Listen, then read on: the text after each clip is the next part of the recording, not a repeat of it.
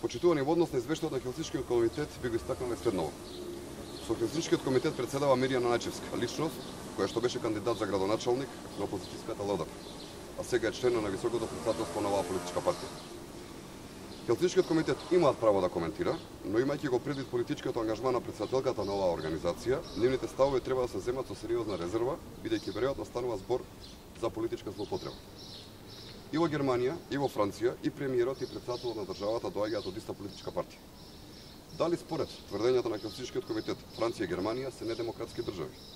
И дали политичките партии треба да се самораспуштат? Впрочем, зашто друго постојат партиите освен да се борат за довербата на граѓаните? Сега реакција на пресконференцијата на Љубе Бошковски. Се прашуваме со кој морален кредибилитет излегува на пресконференција господинот Љубе Бошковски. Токму поради Љубе Бошковски човек треба да лежи во затвор цели 12 години. Љубе Бошковски покажа дека својата политичка кариера гради врз грбот на другите луѓе. Љубе Бошковски очигледно поучен од неговиот нов коалиционен партнер, господинот Бранко Црвенковски, пробувајќи да се представи како голем легалист, реши да ги брани одлуките на Уставниот суд и реши да го брани Бранко Црвенковски. Тоа е политички крајно неморално, а Љубе Бошковски докажа дека нема никаков човечки кредибилитет.